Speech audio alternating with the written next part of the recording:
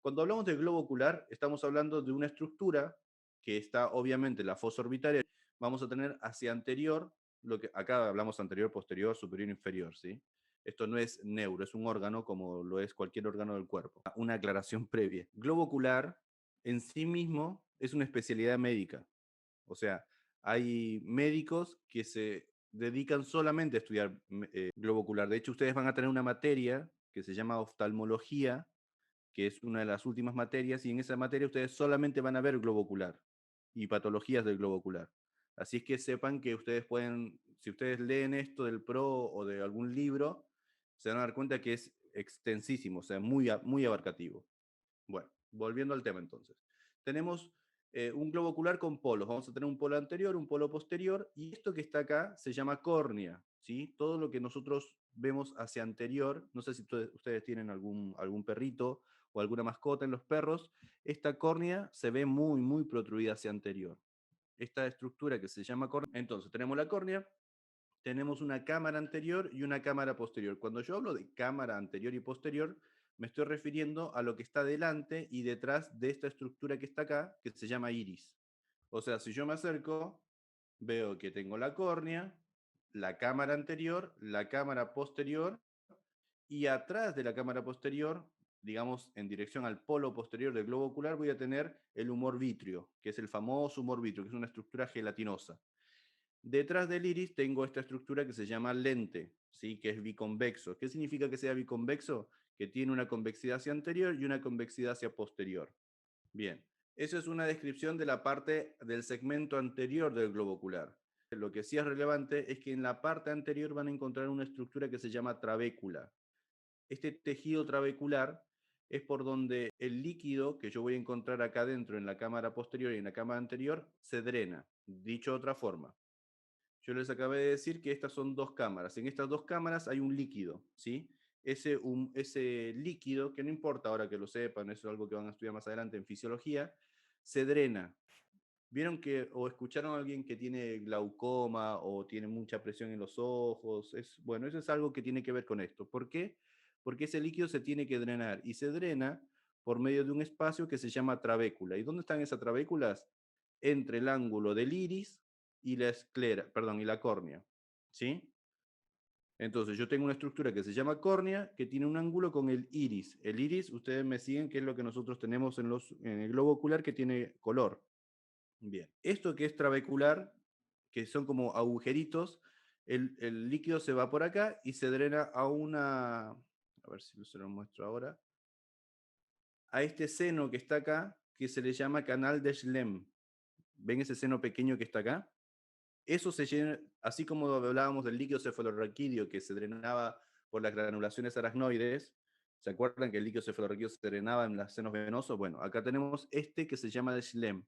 Este canal de Schlemm o seno venoso de Schlemm es el que drena este líquido. Bien.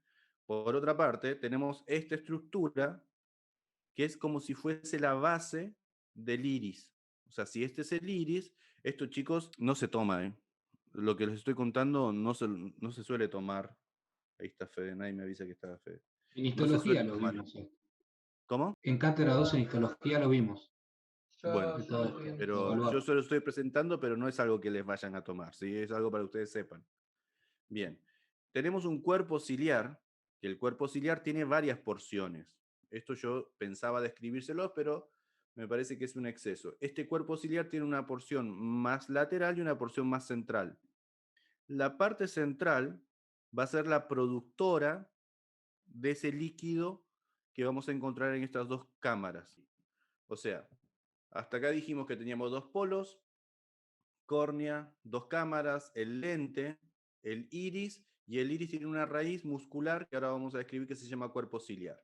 Eso por un lado. Por otro lado, nosotros describimos que la continuidad del globo ocular se va hacia atrás, como ven acá. ¿Qué significa que se vaya hacia atrás? Que vamos a tener tres capas. Pero lo importante es que la capa, ahora lo vamos a ver, pero la capa más superficial de todos, ¿alguien sabe cómo se llama? Que es Fibrosa. donde ¿Cómo? La túnica fibrosa. Está bien, pero no, para anatomía Ah, la la esclerótica. esclerótica, ¿sí? La esclerótica va a ser el punto de inserción que nosotros tenemos de los músculos extrínsecos del ojo.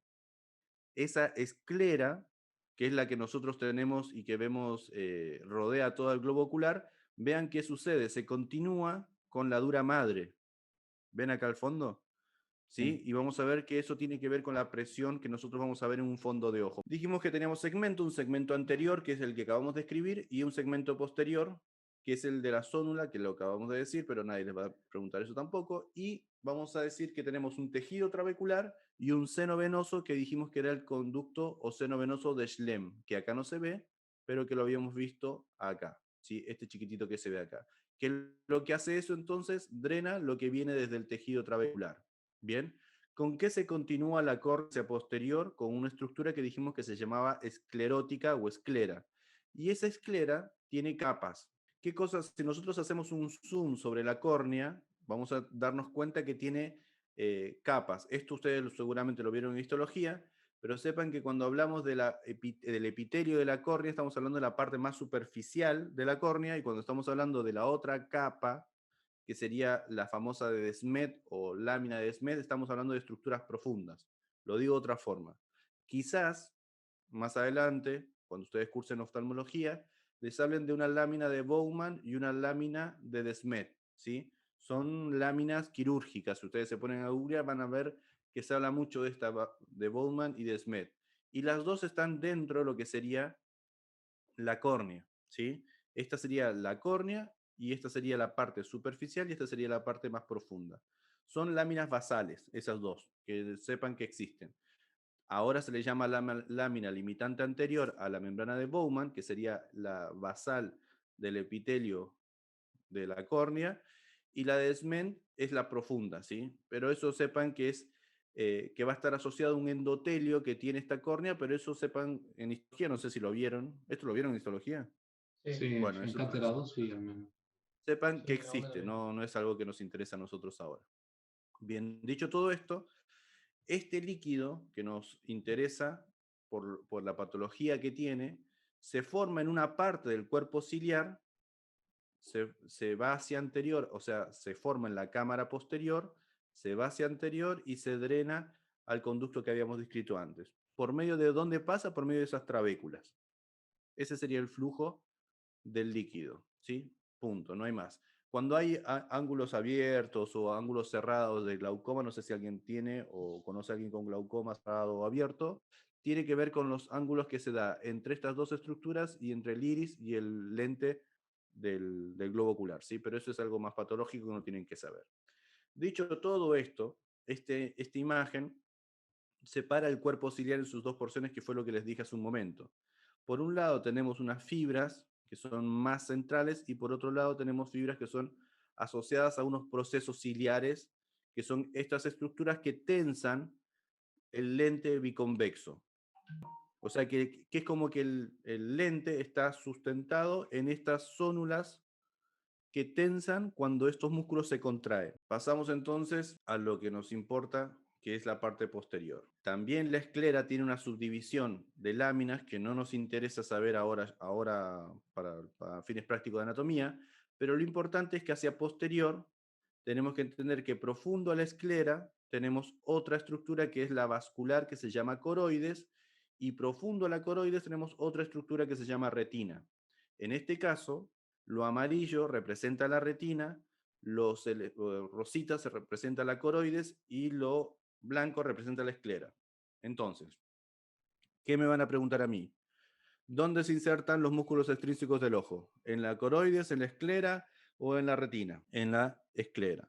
Bien. ¿Por dónde se drena la cámara anterior? Por el tejido trabecular. ¿El cuerpo ciliar tensa por medio de las zónulas tendinosas a la lente biconvexa? Sí. La cara anterior del iris se relaciona con la cámara posterior, con la cámara anterior, con el tejido trabecular, etc. ¿Sí? Todas situaciones de relaciones, ¿sí? Nosotros nos damos cuenta que acá hay un límite. ¿Ven este límite entre lo que es retina y lo que deja de ser retina y que se continúa con el cuerpo ciliar? O sea, el amarillo no continúa hacia anterior. Eso que se ve acá se llama hora serrata, ¿sí? Es un término que ustedes van a aprender más adelante, pero que también es Diego, importante. ¿le O sea, podés meter un poquito más de zoom? sí. Gracias.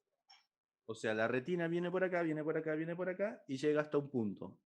Obviamente ese punto también se encuentra acá y esto es algo redondo. Eso se llama hora serrata. Y hacia posterior, la retina, la coroides y la esclerótica tienen una especie de agujero, que es por donde sale el nervio óptico. Nos tenemos que dar cuenta que hay una incontinuidad de las estructuras hacia posterior. O sea que el polo posterior del globo ocular está, si quieren, abierto. Hacia posterior entonces tenemos el nervio óptico, la coroides que se descontinúa y la esclera. La esclera dijimos que se continuaba ¿con qué? Con la dura madre. De hecho, vean que acá dice espacio subaracnoideo. ¿Por qué? Porque el nervio óptico, como cualquier par craneal, estaba dentro del espacio subaracnoide, ¿se acuerdan? Bueno, entonces tenemos una dura madre, una aracnoides, y entre la dura madre y la subaracnoides, que acá no se ve muy bien, tendríamos ese espacio, a ver si lo hago zoom.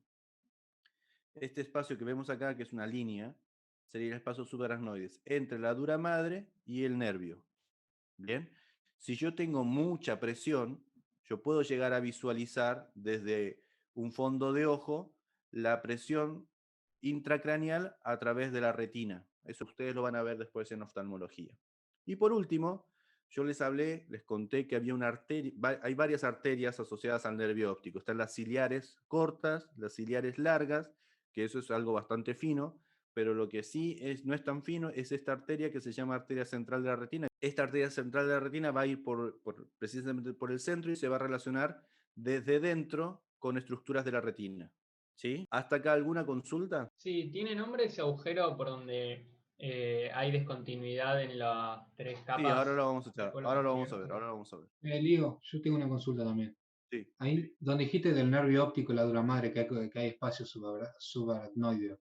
O sea, que hay Sí. pia madre y aracnoides ahí también, ¿o no? Sí, igual esto yo se lo estoy explicando porque ustedes después no van a entender, o sea, nadie les va a preguntar esto, pero sepan que ahora en otra imagen, haceme acordar que tengo otra imagen para que lo vean.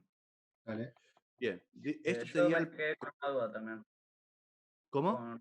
Yo me quedé con una duda. La parte anterior de la retina, viste que se sigue con otra cosa. ¿Cuál era? ¿Qué era? Se continúa con la parte muscular, con el Ah, cuerpo ciliar, eso, ahí está. Lío, ¿sí? el músculo dilatador y el constrictor del iris, ¿cuáles son? Ahora lo charlamos, ahora lo charlamos. Ok. Entonces, en la coroides vamos a encontrar el componente vascular, pero además, internamente, a esto que dijimos que era la retina, perdón, también tenemos vasos, ¿sí? O sea, estos vasos corresponden a los vasos ciliares o coroides que ustedes puedan llegar a poner nombre como ciliares o coroides, ¿sí?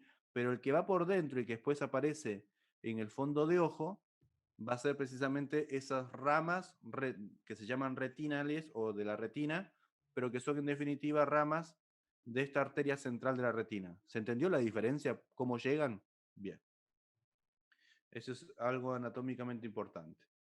Entonces, tenemos una porción anterior con un cuerpo ciliar y con un iris, que fue lo que dijimos, y tenemos una porción posterior con la coroides. Si ustedes se ponen estrictos, tienen que entender que la coroides se continúa hacia adelante con el cuerpo ciliar, ¿sí? Y que la esclerótica se continúa hacia anterior con la córnea, y que la retina llega hasta la hora serrata. ¿Se entendió esa diferencia? Bien, esas son las tres grandes estructuras que ustedes tienen que tener en mente. Ahora, del cuerpo ciliar, que es lo que decía o lo que preguntaba hace un momento, tenemos músculos. Y acá es un quilombo que no tienen que saberlo, pero mínimamente sepan la diferencia. Que una cosa es el cuerpo ciliar, y yo les puse acá músculo ciliar y procesos ciliares, que son dos partes distintas del cuerpo ciliar. Dicho de otra forma, ¿se acuerdan que yo les dije que había una parte más plana y una parte más medial?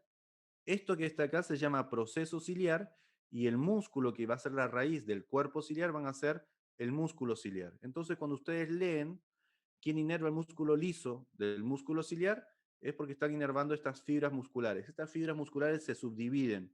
Nadie les va a preguntar la subdivisión de estas fibras, pero sepan que son diferentes y que la contracción de estos músculos clásicamente se asociaban a una sola función.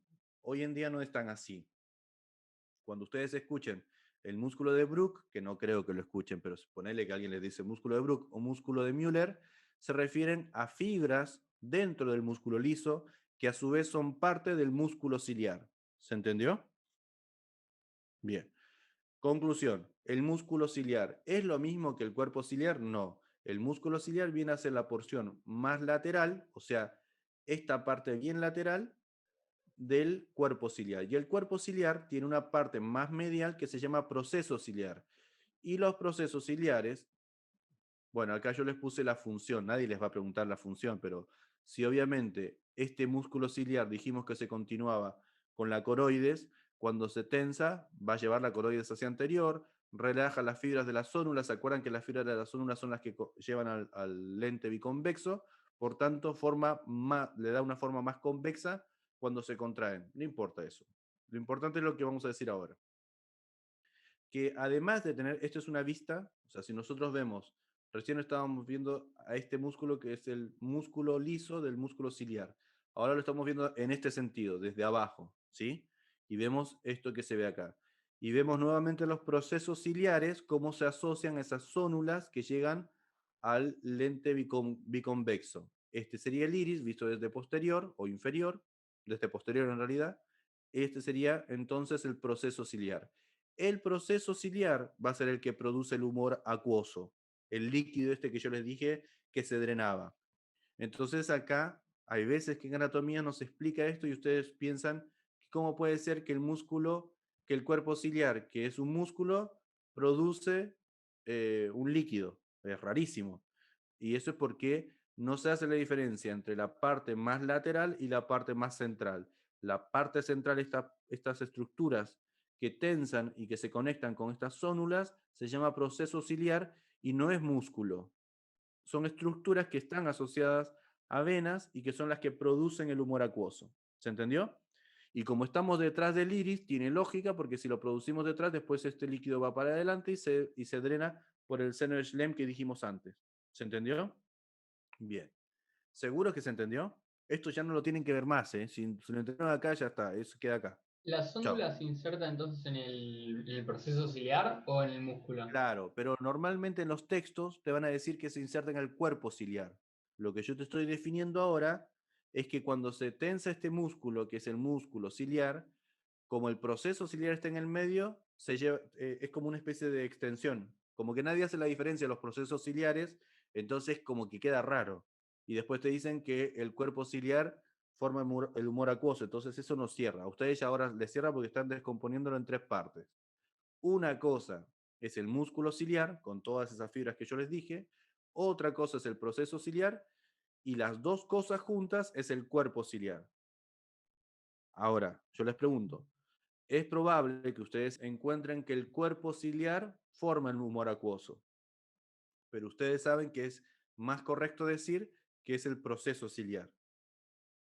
Bien, eso en cuanto al cuerpo ciliar, que es la porción anterior de la capa vascular que dijimos que era la coroides. Yo les puse acá uvea porque es el nombre que le daba antiguamente, no le decimos más así. Si yo veo esto desde posterior, entonces me doy cuenta que tenemos varias porciones, o sea, todo este sería mi cuerpo ciliar, ¿sí? Como se ve desde abajo.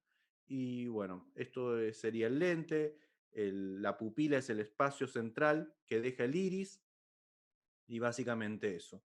Ven cómo estas estructuras más redonditas serían los procesos ciliares de todo el cuerpo ciliar.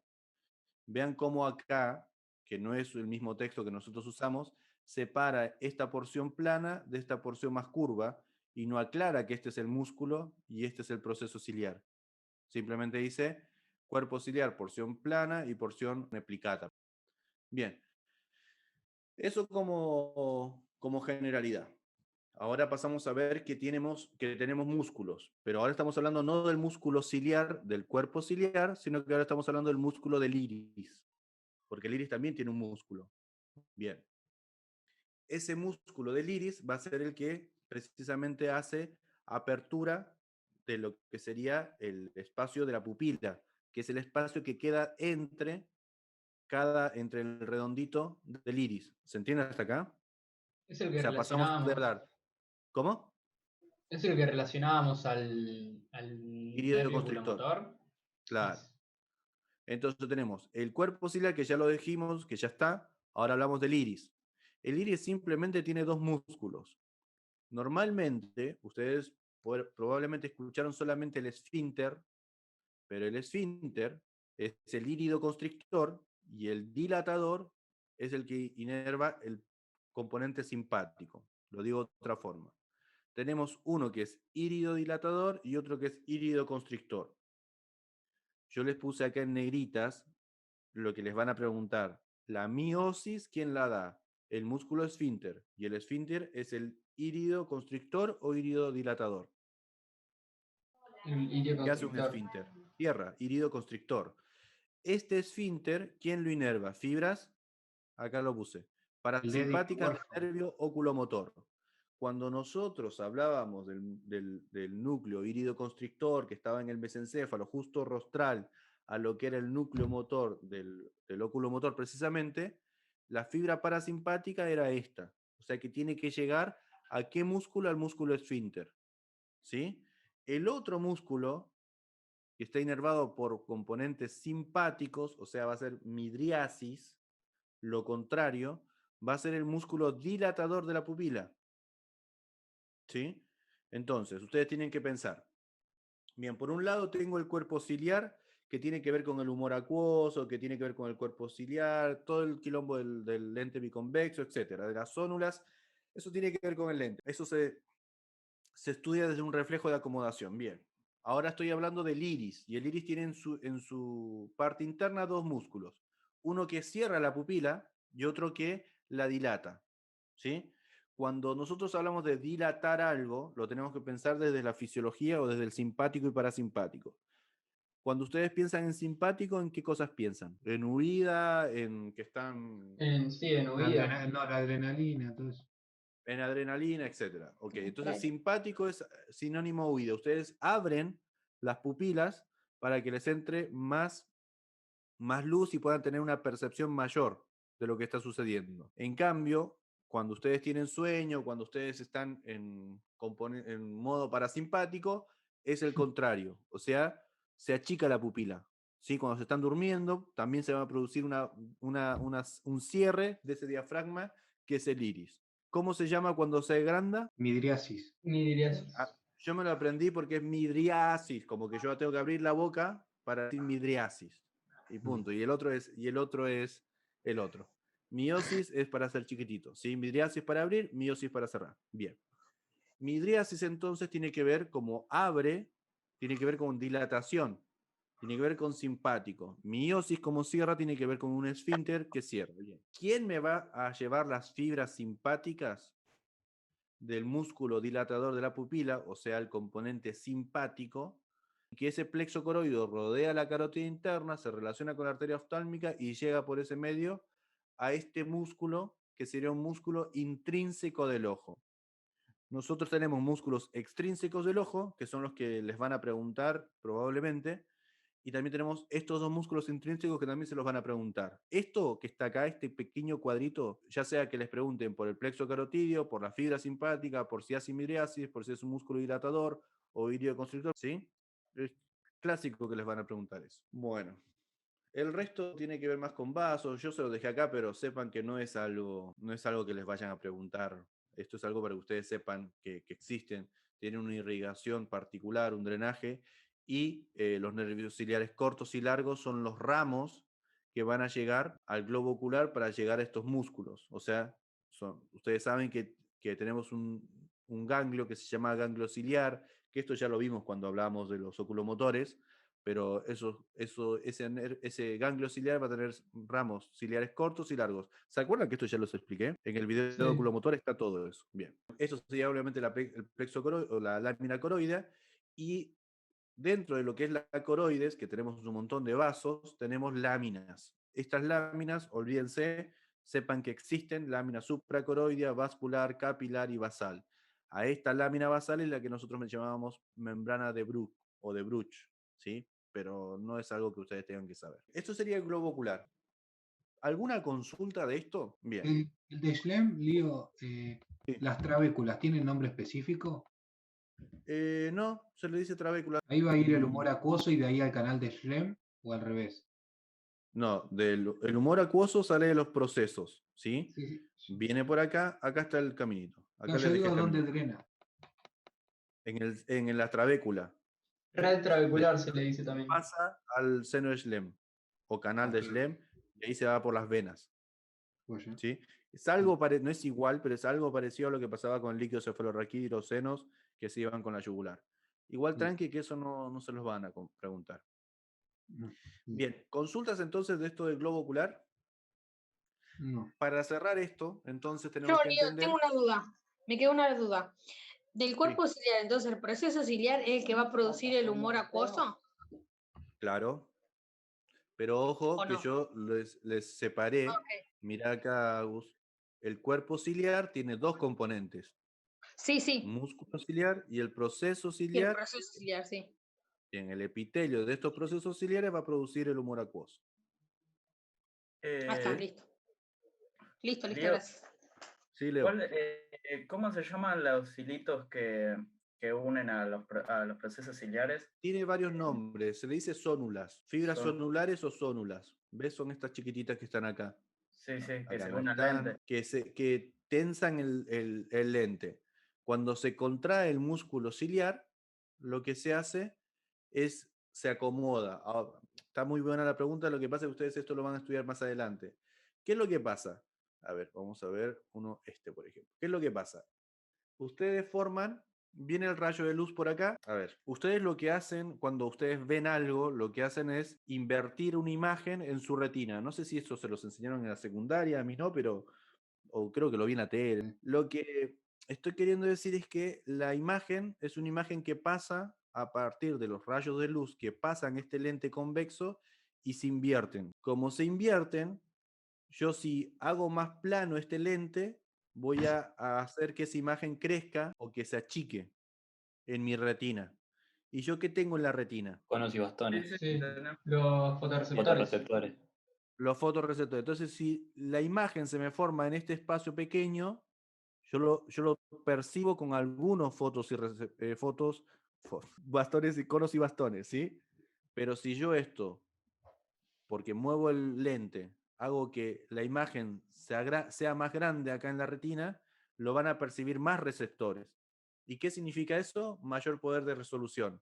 Como cuando nosotros sentíamos algo en la mano, en la boca o en la espalda. ¿Se acuerdan que mientras más cerca teníamos los receptores, teníamos mayor poder de diferenciación de un punto con otro?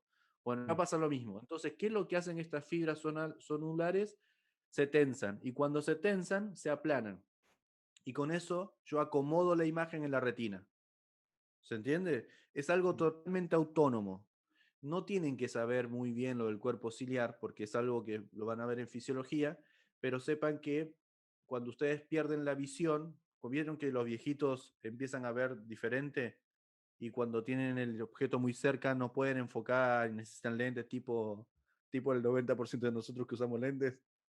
Bueno, eso es lo que sucede. En la mayoría, en la vejez, estas fibras se empiezan como a soltar un poco. Entonces ya no tenés tanto poder de resolución.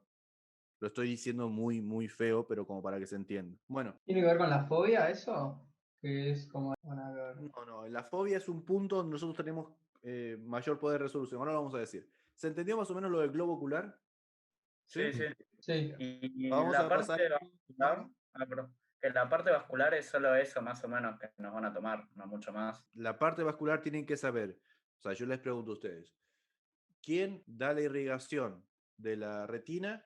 Y ustedes tendrían que pensar en dos grupos vasculares. Uno va a ser las ramas de la arteria central de la retina y los vasos coroideos que están precisamente en la lámina coroidea o en la capa coroidea o vascular del globo ocular.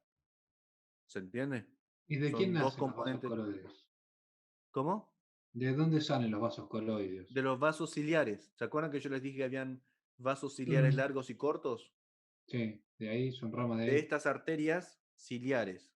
¿Se Ah, acuerdan ok. que yo no tengo la imagen, pero yo esto se los mostré cuando hablábamos De la de carótida externa. De la carótida ramas. interna, sí. De la oftálmica. Claro. Son ramas de la oftálmica, ¿no? Sí. Ahí se los expliqué que habían vasos. O sea, yo les expliqué que los nombres de las arterias de los vasos del vaso oftálmico eran en función de cómo se relacionaban con el nervio óptico. Había unos que eran mediales, otros que eran laterales, y después teníamos uno que era central y otros que eran ciliares. Los ciliares podían ser cortos o largos, igual que los nervios, o posteriores. Conclusión: el iris, que es esta estructura, tiene, en nuestra cabeza tenemos que pensarlo como dos estructuras en sí el iris, dos músculos, uno simpático y parasimpático. El esfínter, el músculo esfínter de la pupila, ¿es simpático o parasimpático? El esfínter. Parasimpático. Parasimpático. Parasimpático, muy bien. O sea que va a estar asociado a un par craneal o a la carótida y plexo coroideo. Un par craneal. Al Plexo 3. carotidio, no plexo coroideo. ¿A quién? Al 3, al locomotor. Al 3, bien. Y el músculo dilatador al plexo carotidio, que va a llegar por medio de la arteria oftálmica, etc. La pupila es el espacio que queda entre el iris, o sea, el espacio chiquitito que está acá, que va a ser con el que yo juego de la iridodilatación o iridoconstricción, ¿sí? Por eso es írido, porque habla del iris, diferente al cuerpo ciliar.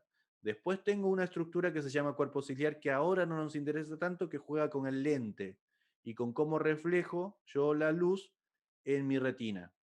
Eso es mi porción o segmento anterior del globo ocular. Además dijimos que teníamos esta estructura que se llamaba córnea. Bien. ¿Con qué se continuaba la córnea posterior? Con la esclerótica o esclera, que acá se ve lo que me preguntaba Axel, que hacia posterior ven que se continúa con la dura madre. ¿Ven? Sí.